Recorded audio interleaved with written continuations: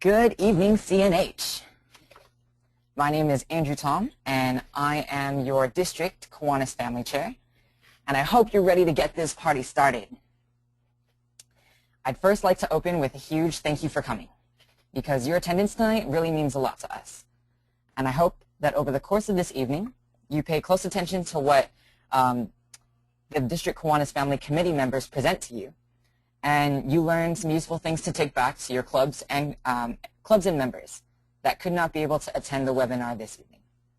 So don't be afraid to ask questions in the chat box, and we will get to it at the end of the webinar. The District Kiwanis Family Committee has put a lot of effort into this webinar, and without further ado, I would like to introduce the fantastic co-host team that helped make this possible. Here we go.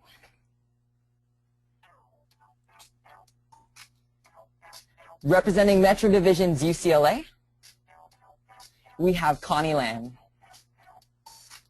From Capital Division's University of Nevada, Reno, we have Victoria Silva. Reppin' Magic Kingdom Division's UC Irvine, we have John Del Shadi. And last but not least, from Golden Gate Division's UC Berkeley, we have Arjun Gupta. But before they take it away, let me give you guys a quick overview about what we're talking about tonight. Our focus: special Kiwanis family programs and events. You may have heard some of these programs and events name drops in your club or division. And if you have, that's great. But what we're outlining tonight are Kiwanis family programs classic and contemporary. From the tried and true Kiwanis takeovers to the recently introduced Kiwanis Family Shadow Program. And as we walk through each program, keep in mind that what we present is a framework for these said programs, and they can always be tailored to meet the capacity of your own Circle K club. Making the event unique to your club is what we'll hit tonight as well. So, with the overview in mind, let's get started. And here's Connie Lamb on Key to College.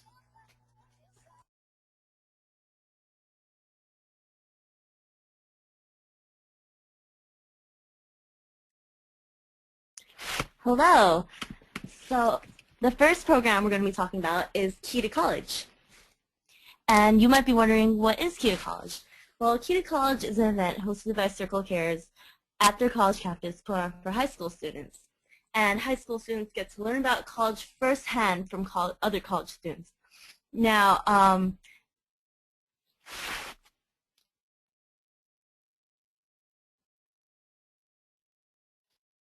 Key to College allows Circle K members to interact with the high school students and develop their leadership skills.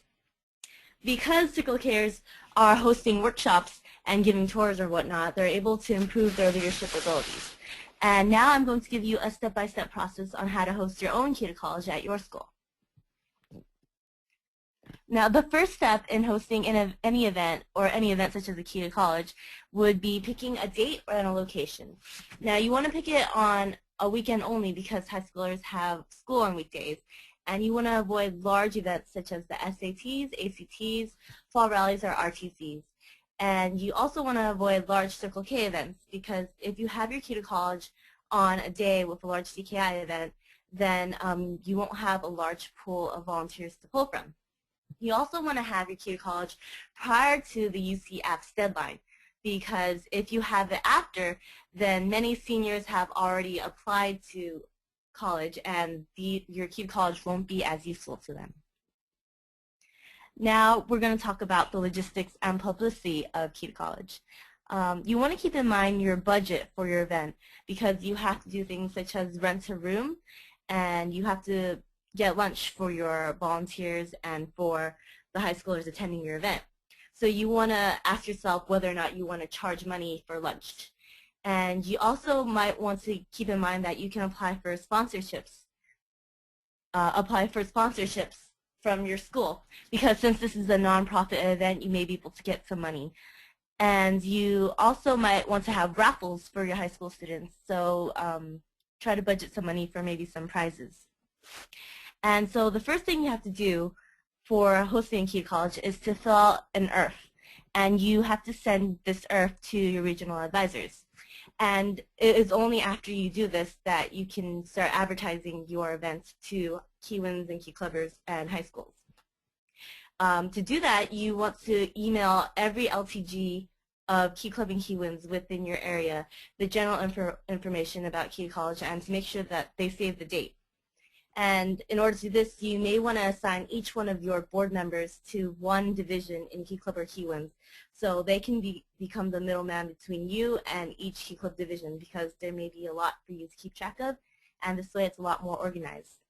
You may also want to get emails of club presidents within Key Club and Kiwanis, just because if there's no LTG middleman between the club presidents, you may be able to reach club members easier.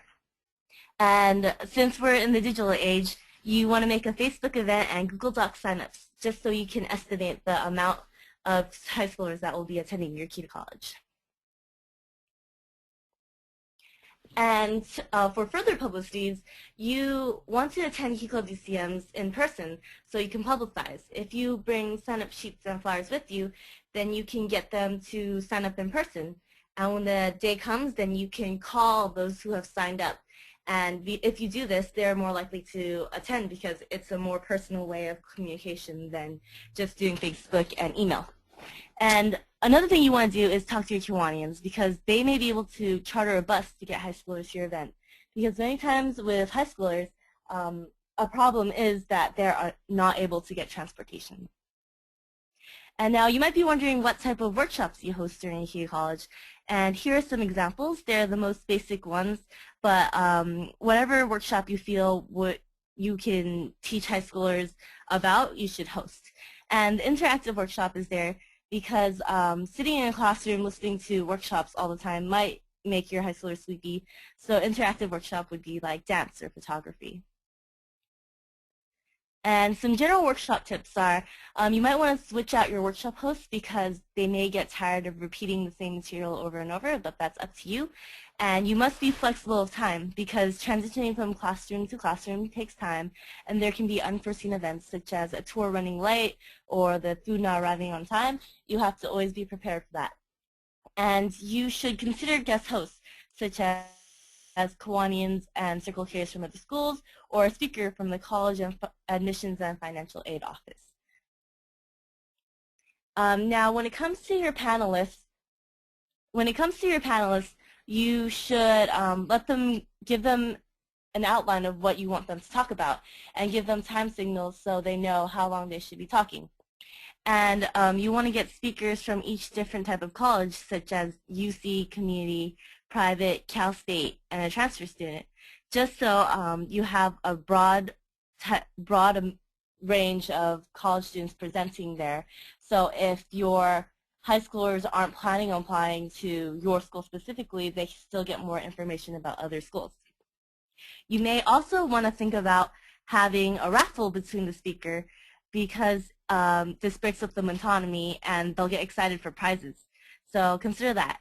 And during open question and answer, consider feeding questions because high schoolers may not always know what to ask. And in conclusion, there are many different types of Key to Colleges, but just always make sure that the volunteers have jobs to do. You may need more help in the beginning and not so much help in the middle, so you have to keep in mind when you need your volunteers and what they need to be doing.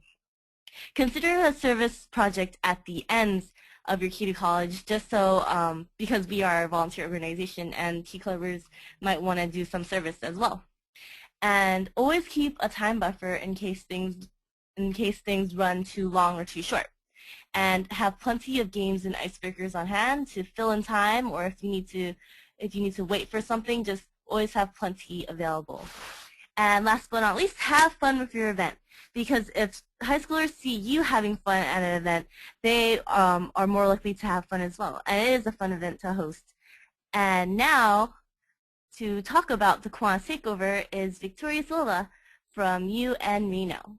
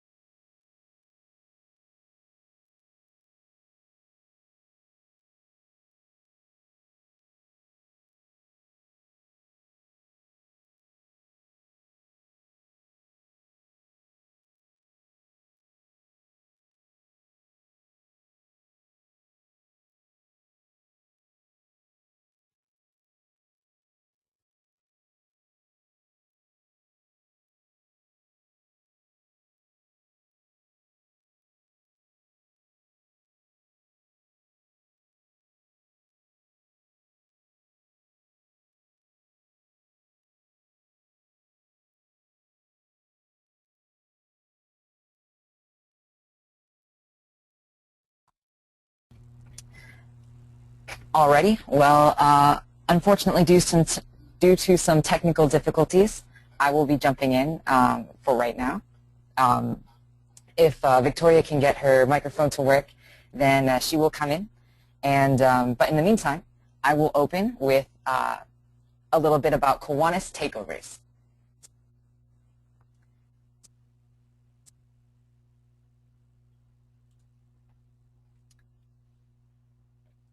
So, what is a Kiwanis takeover? In a Kiwanis takeover, we basically we have the opportunity as Circle K members, I apologize, to take over a Kiwanis club meeting.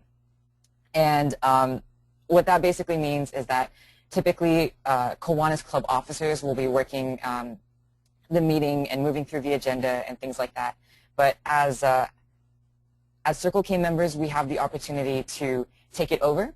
And with that, we can kind of play around with it and make Kiwanis meetings more entertaining, and Kiwanians love it.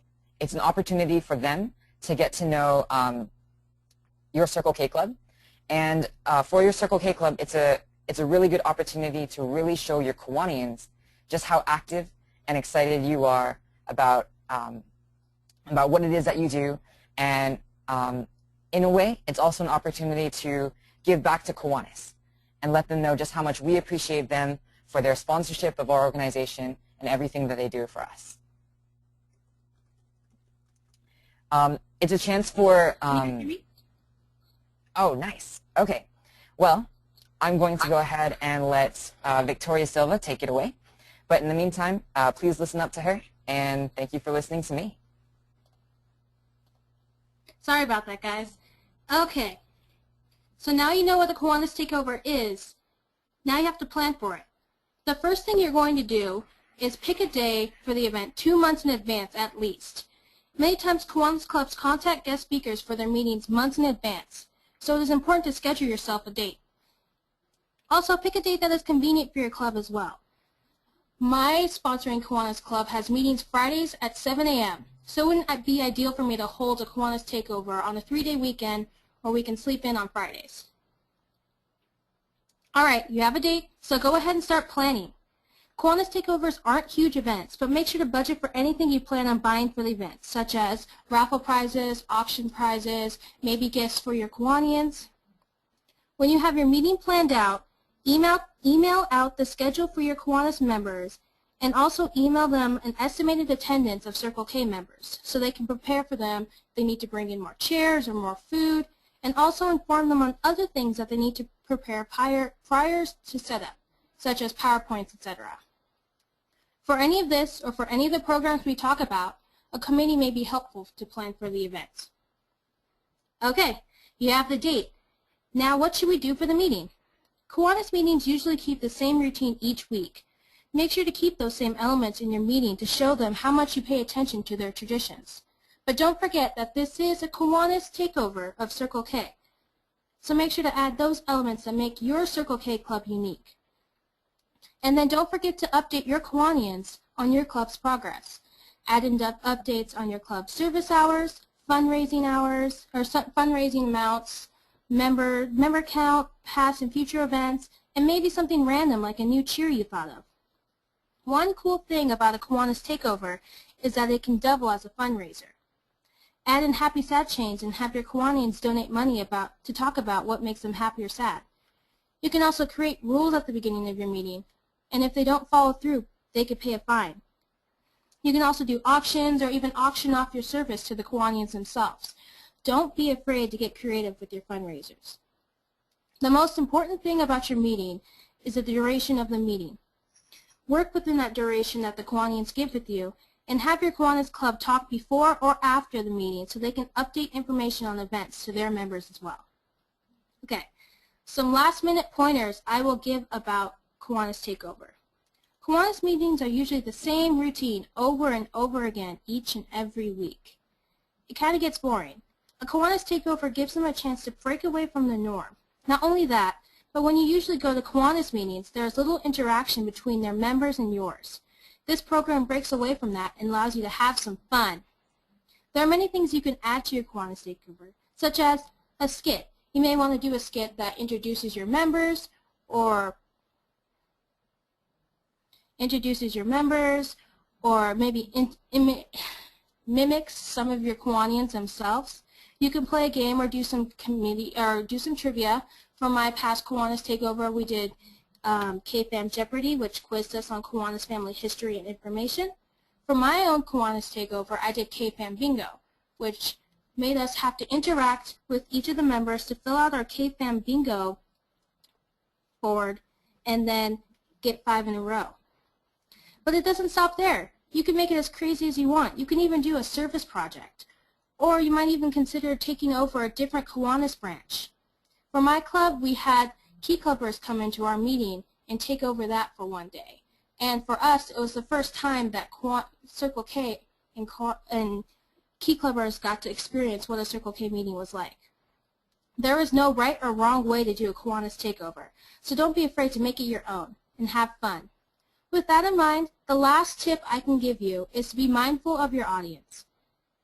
Let's say your Kiwanis Takeover idea is to have everybody get up and start dancing and moving around and having fun, but some of your Kiwanians are elderly and may have trouble moving around, so it might endanger their health. Another thing is maybe your Kiwanis club are formal and they dress up professionally every single meeting. And your idea for a Kiwanis Takeover is a karaoke takeover with members wearing jeans and t-shirts. It may make them or even your members uncomfortable. So although it might be fun for your club, make sure it'll be fun for both of you guys for this takeover. With that being said, I would like to introduce Arjun Gupta for the Kiwanis Family Shadowing Program. So thank you, Victoria. Hi, everyone. My name is Arjun. I'm a second year at UC Berkeley, and I'll be talking to you today about the Kiwanis Shadowing Program. So before we get started, you're probably wondering specifically, what is the shadowing program? So originally, the idea for the shadowing program was that it should occur during the month of February, and it would be working with both the Builders Club as well as the K-Kids and introducing them to the concept that is college. Now, the great thing about the Kiwanis family tree is that it has various different branches, and so it's great, it's perfectly fine, and it's in fact encouraged to actually fuse them together and have them work together. And the specific examples that we'll be talking about within this presentation will be Key Clubs working with Circle K and Circle K working with the Kiwanis. Now, overall, this shadowing program, though it may seem slightly tricky to execute and plan out, can be very useful and positive, specifically regarding relations. Many of the Circle Ks that I've talked to have told me that the relationship with their Key Clubbers as well as Kiwanians are good, but are on the professional level. What this program will allow you to do is slowly switch it from the professional and transition it into the much more personal, which will allow both sides to maintain better communication with each other, strengthen bonds, and also gain access to better resources. And now, moving on, we'll be talking about the specific examples and basically going into a little more detail. So contrary to what might be popular belief, the shadowing program, though new, is fairly easy to plan and execute. And here are just some ideas which we'll be going over during this presentation. And of course, the possibilities and potential is boundless. It's up to you for what you want to do. And we'll be discussing a specific example that UC Berkeley Circle K is doing with one of our high schools currently. So first of all, we're going to discuss Circle K working with Kiwanis. So a very classic thing that many Circle Ks do is that they shadow their Kiwanis at work or their field of work. So of course, before you do this, it's very wise to ask them permission and also be very professional during the entire event.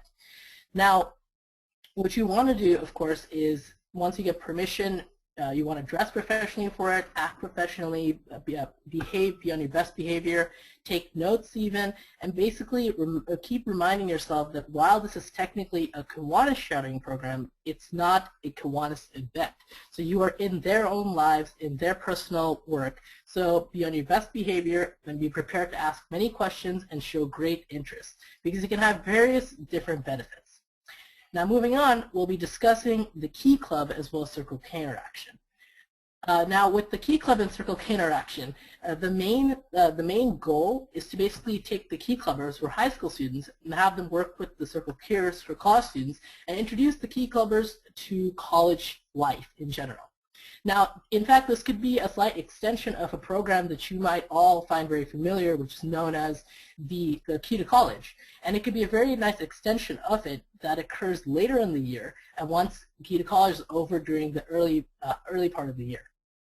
So during the interaction with the Key Club and Circle K, what you could do is give them a campus tour of the campus, famous spots, or anything that they might like to see. You could have them live a day in the life of a college student. Maybe have them stay in your dorm for one day and just get a taste of what college might be like. And of course, you can even invite them to have lunch with you, either one-on-one or even in groups, where they could have more personal conversations and ask you specific tips about college, whether it's getting in, surviving, even applying, or even discussions about high school. I think you'll be surprised by the flow of nostalgia that will be coming back the second you guys begin a conversation. I know I've definitely experienced that multiple and many times over. Now moving on, you're probably also wondering, with this program, what's the main point of having it?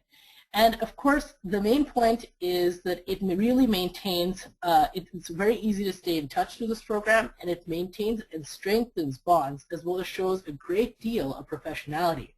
Most of the time when you're working and interacting with high school students and even adults who are in the Kiwanis branch of the Kiwanis family tree, a lot of the work you're doing is service projects or socials or even leadership events. But this is one opportunity. Through this opportunity, you start to move outside that realm and work with them on a completely different level, where you're no longer necessarily a Key Clubber and a Circle K, you're no longer a Circle K and a Kiwanian. You're a high school student, you're a college student, and you're an adult, working together on a completely different level. While this might seem to be moving away from the topic, which is Circle K and Kiwanis, the truth is that it'll actually help bonds grow and become stronger even in that realm, and thus should definitely be encouraged.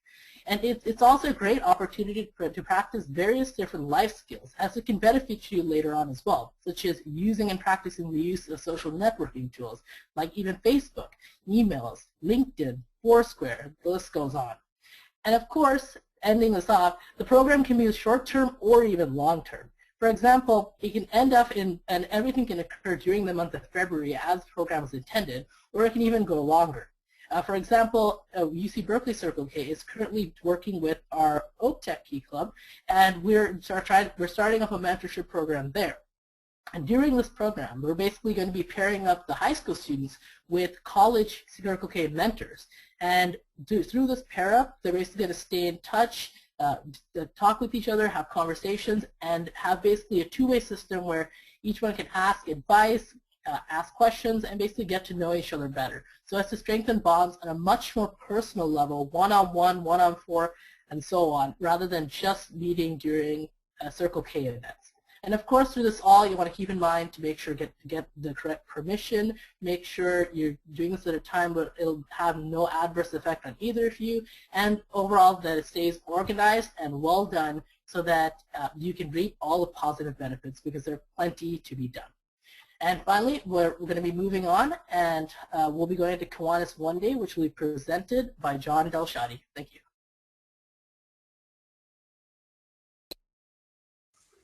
Okay, so last but not least, we have Kiwanis One Day. So out of all the projects, I think it's one of the most simple to explain. So let's get into it. What is Kiwanis One Day? So basically, Kiwanis One Day is a day where all the branches of the Kiwanis family get together and work on a service project. One of my favorite quotes, it's on the K1 website when describing Kiwanis One Day. It's a global effort, but it's made of personal commitment. So what it means is this is really a global event. So it happens all around the Kiwanis clubs, and in every country where there are branches of the Kiwanis club, they get together in their own communities and do service, and it's global but personal at the same time. Usually this event is planned by Kiwanis and other clubs, Circle K, Key Club, Kiwins, Builders Club, you name it, are invited to that event. This year it is on April 6th. To check future dates, you can check kiwanis1.org. There's dates posted there 2 years in advance. Okay, so some common questions about Kiwanis One Day. Can a Circle K club plan them? Yes, a Circle K club can plan them. Just make sure to coordinate with your Kiwanis club and make sure that they aren't planning one, or if you are planning one, that it's on a different date and far enough between the two of them. If you are planning to invite Key Club or Kiwanis to your event and you are planning the Kiwanis One Day, then make sure to make extra considerations as to things that Key Club and Kiwanis and Builders Club and all kinds of branches of the Kiwanis Club can do. So basically an accessible service project that anybody can do. Do I have to hold it on April 6th? No. So last year when I planned a Kiwanis One Day, we actually had a conflict on April 6th, so we held it later in the month of April. But really it can be held anytime in the spring.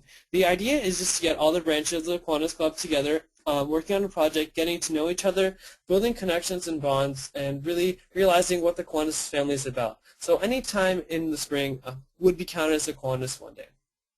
What type of service project should I plan is another common question. Really, any type of service project is okay. Just make sure, like I said earlier, to make considerations for all the branches that you want to invite.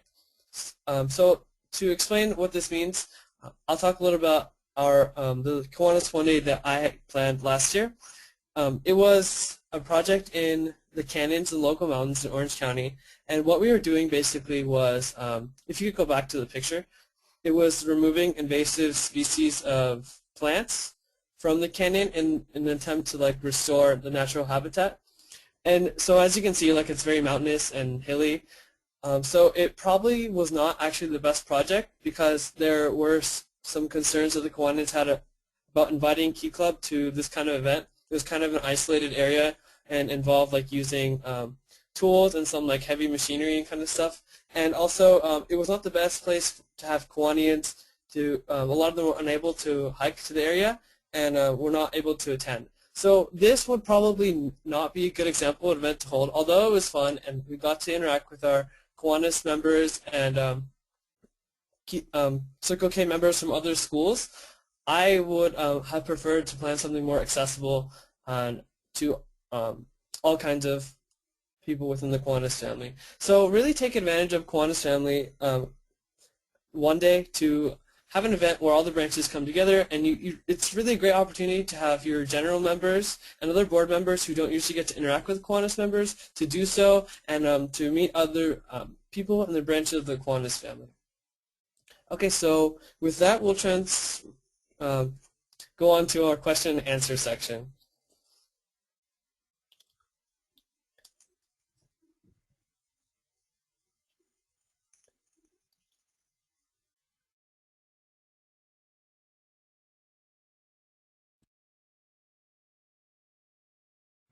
Alrighty, thank you, John. So if you guys have questions, by all means, please ask your questions in the comment box, and we will answer them right now. Actually, really quickly, if we could switch over to the slide with our contact information super fast. I have a few more announcements before we start question and answers. So the first thing I want to say is if you have further questions, comments, or concerns after this webinar, feel free to email any of the co-hosts and myself, and we will be happy to answer your questions. But before we actually get into the Q&A, I'd like to let you know that if you like this district webinar and you want more, then by all means, keep on the lookout for the next few webinars coming up. So listen up and save these dates. The first will be a webinar hosted by the District Service Committee on January 18th at 8 p.m. They'll be talking about how to decide which service projects to keep and how to keep members motivated for service. The webinar following that will be Public Relations Questions and Answers, which will be hosted by the District PR Committee on January 23rd at 8 p.m. Once again, that was January 18th at 8 p.m. for the District Service Committee webinar, and January 23rd at 8 p.m. for the District Public Relations Committee webinar. So keep on the lookout for emails and Facebook events. Alrighty, so thank you, and please continue to submit your questions. One more thing I want to say is that here to answer questions as well, we have other members of the District Kiwanis Family Committee, including Annie Yu from UC Davis, Jennifer Quay from OCC, and Tim Davis of UC Riverside. So, yeah.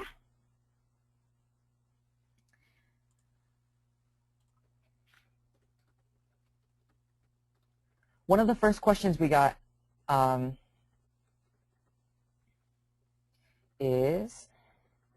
see. One of the first questions we got was, is shadowing program just for a day? For example, Circle K, for Circle K to work with Key Club, is it a key to college? If not, what's the difference? The shadowing program is very broad, and it can be usually just for a day, where a member of the Kiwanis family can shadow another member of the Kiwanis family. But for Circle K and Key Club, Key to College is significantly different, because Key to College is its own program. And so, let's say, for example, your Circle K Club, it may not be within your Circle K Club's capacity to host an all-day event for Key Clubbers to visit your college. Then in that case, a modification of the Key to College program might be you and your Circle K members travel to various high schools and do workshops. Do workshops on college for a high school audience. And in that case, you would still be associated with the Key to College program, and you'd be participating in it. But it wouldn't be like the high schoolers are shadowing you within a typical day at in college. And so, yeah, that's the main difference. Is mainly Key to College is its own program, and shadowing program is broad enough that depending on how and when a member of the Kiwanis family shadows another member of the Kiwanis family, then that would be more considered shadowing program, as opposed to like an all-day Key to College event.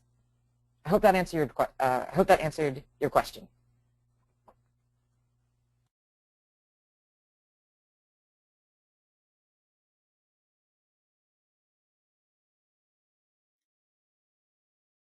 A quick jump-in point, which was kind of, I think we can also cover within the question, which was that, does this need to be earthed before? I would say that go ahead and earth it, especially when you have key clubbers, when you do have key clubbers working with Circle Kers for the shadowing program. And, it'd be important to do, because technically while this is technically going to be an event where it's high school students working with college students, it's still, I guess, technically a Circle K event where you're working with key clubbers. So go ahead and earth it. It's definitely safer, and it'll save any sort of trouble that might happen. So definitely go ahead and earth it.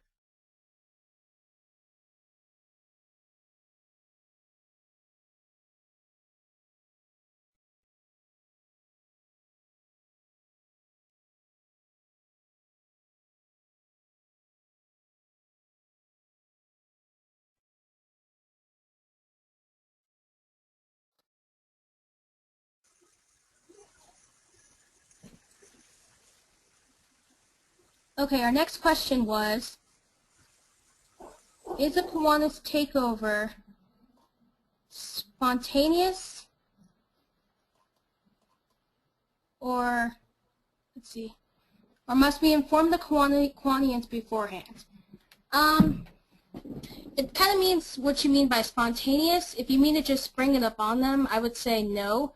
It's best advised to tell your presidents and the board that you are planning to do a Kiwanis takeover, especially if you need to plan a date 2 months in advance.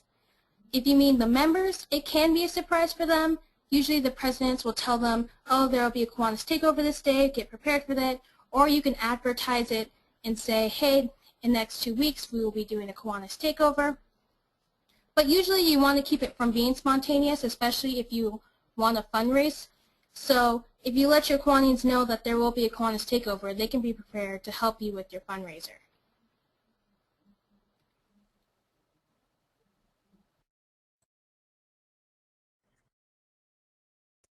One of the questions that was asked was, for a key club to shadow a Circle K, how would we go about setting that up?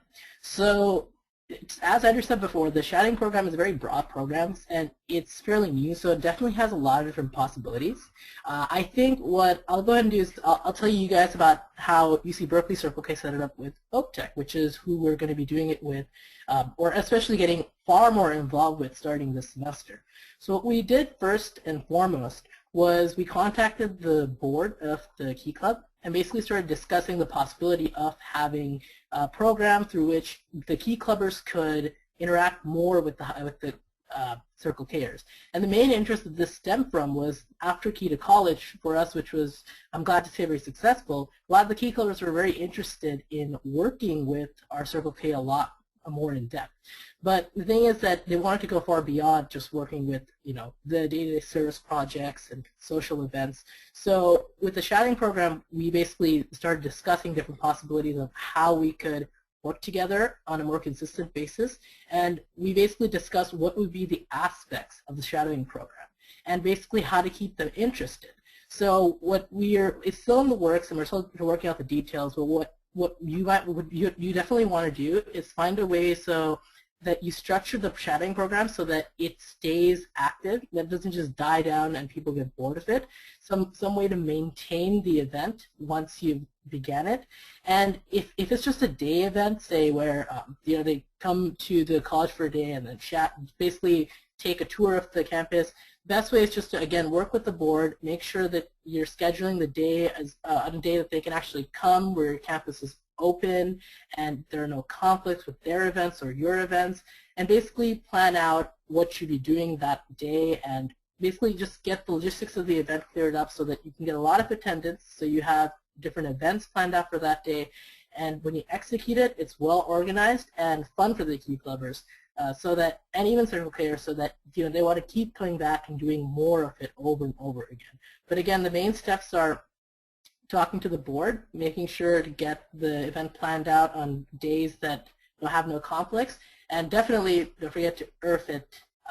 And it's great. It's also very recommended that you talk to your advisors about it to make sure that everything you're doing is, of course, legal and everything is taken care of before you actually execute the program.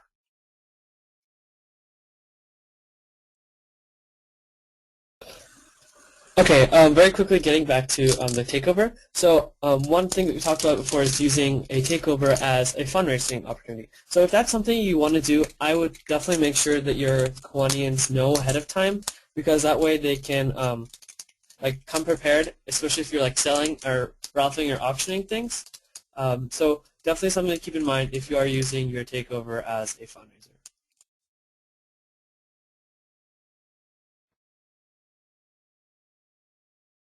Hey guys, Jennifer Quay from OCC Circle K here. So that's just to add on to Victoria's and John's answers for the Kiwanis takeover. Actually, I'm planning a Kiwanis takeover that's actually happening next week, so I kind of understand what you guys are going through or what you're wondering about when it comes to informing your Kiwanians. About maybe 2 or 3 weeks in a row, I've been to the Kiwanis meetings just to remind them of when the Kiwanis takeover is and to really advertise it to them so that you want as many Kiwanians to come as you can, so that your Circle Kers can also bond with them and the Kiwanians can also learn about what Circle K is like and what your school is doing. And my advisor has also asked me to email the Kiwanians personally to once again remind them.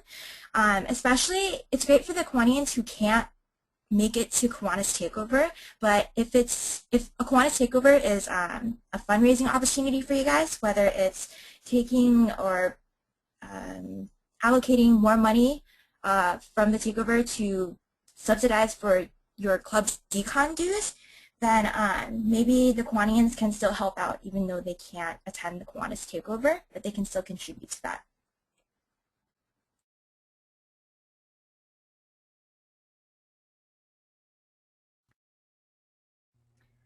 Okay, one of the questions that was just asked was, in your experience, what is the best way to contact Circle K clubs, and where would we find their contact information? So, for example, if you are a Key Clubber or a Kiwanian and you're interested in working with Circle K clubs in your area, then if you know of the Circle K club, then I highly suggest Googling that Circle K club. most active Circle K clubs, at least here in the Kaunapha district, have club websites where they have contact information for their officers as well. But if not, then another option is to always email me. My contact information is provided at the top of the slide that you see in front of you, and I will be able to tell you like what Circle K clubs are in your, if you're in Key Club, in your Key Club division, or if you're in Kiwanis, in your Kiwanis division, and I'm more than happy to put you in touch with be it club officers or lieutenant governors or anything of the like. So don't be shy. Email me.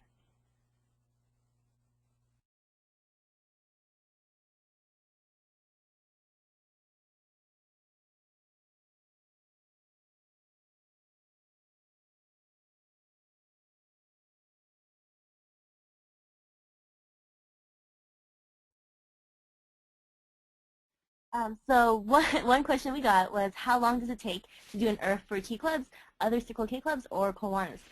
Doing an IRF doesn't take too long. You kind of just fill out your, I'll go back to the IRF slide so you can take a look at it, if I can find it. 1 second.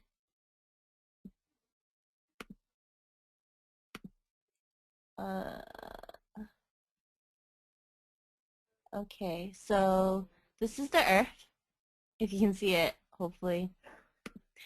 So basically, just fill in your school and whether or not you're a Circle K, Key Club, or Kiwins, the event information, so what it is, where it is, and what, like a short description about what you're going to be doing there and who's going to be attending.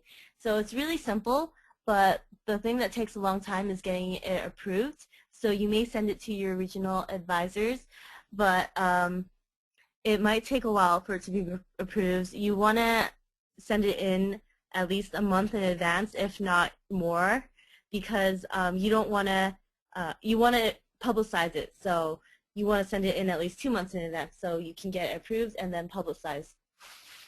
So my advice would be 2 months in advance, and it takes, if you call or bug whoever you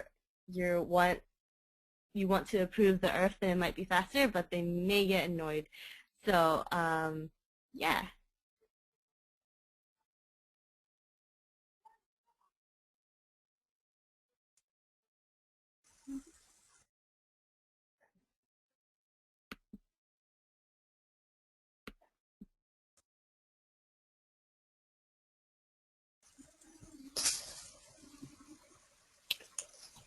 Okay, so one question we had are what are some possible other events that we can do?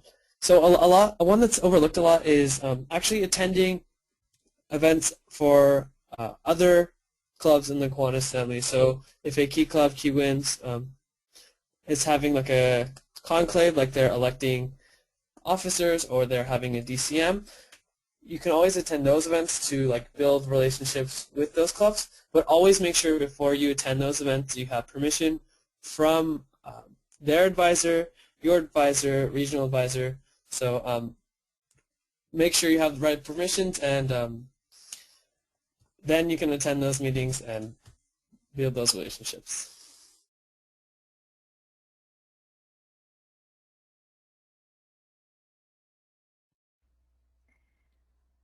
Another question was asked was, outside of these programs, are there other ways to, or other opportunities to foster strong bonds with branches of the Kiwanis family?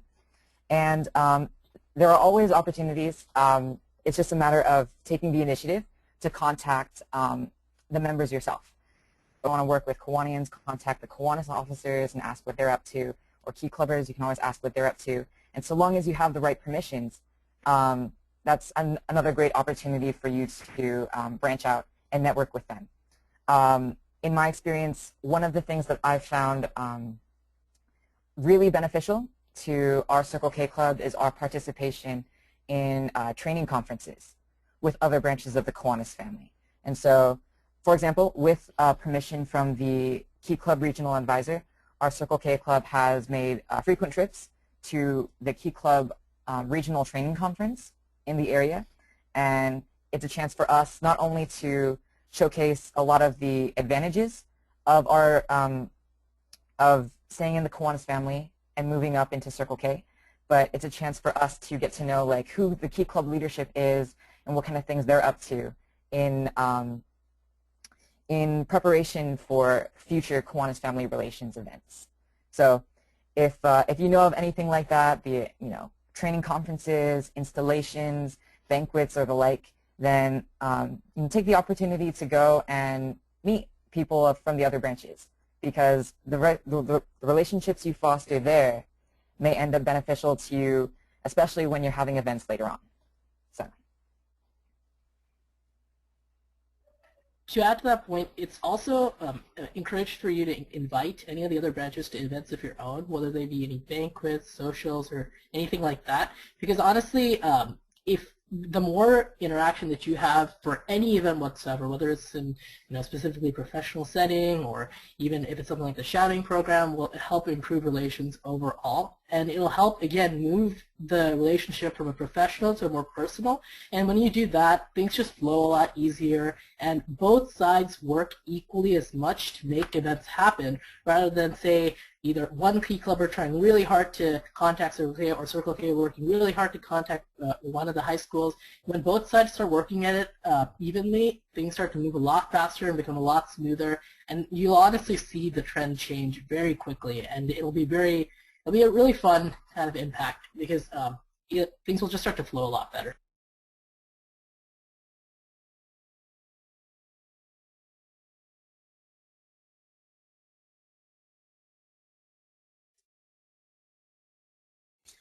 Okay, so question, where does a takeover usually happen? So a takeover usually happens at where your Kiwanis usually hold their meeting. So if it's at a restaurant they usually hold it in, you would go to their usual meeting time and take over their meeting.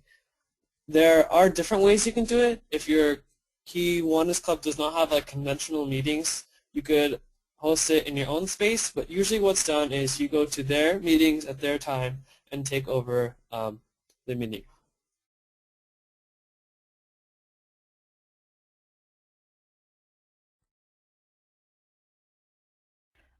Another question that was asked is in regards to the IRF question, how long does it take for it to be approved?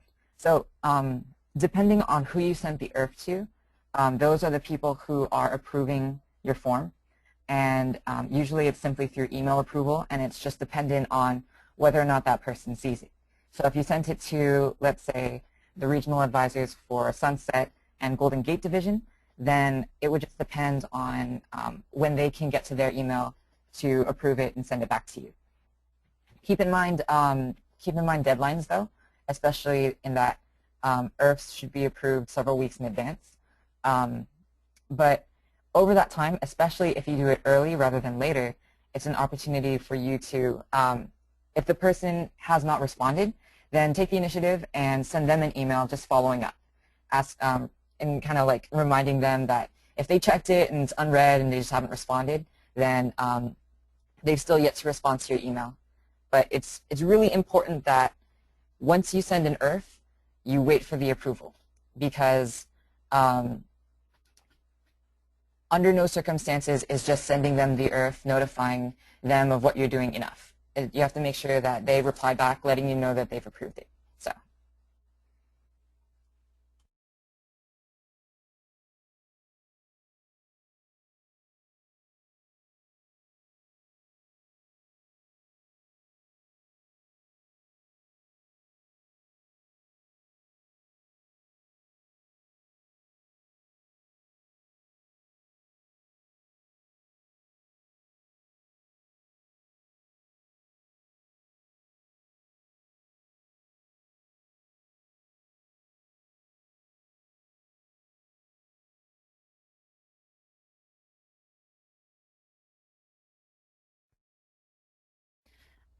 Alrighty. So thank you guys, everyone, for attending the webinar. It's almost 10 o'clock, and so we'll start closing up. But if you have further questions or concerns, feel free to email us at our emails provided, and we'll get back to you. Don't forget to save the dates for the upcoming webinars. And I'd really like to thank you all for attending the District Kiwanis Family Committee's second and final webinar. As District Board and District Committee members, it really means a lot to have your support at these. And we hope that from the District Kiwanis Family Committee, you have an amazing start to your winter quarter or semester, and stay on the lookout for other webinar opportunities we have coming up. So, from us to you, on 3, guys. 1, 2, 3. Thanks for coming. Thank you. Thanks for coming. That was awesome. Okay. I like you. Alrighty. And you're welcome to stay here, but otherwise, thank you and have a good night. Bye. Bye. Good night.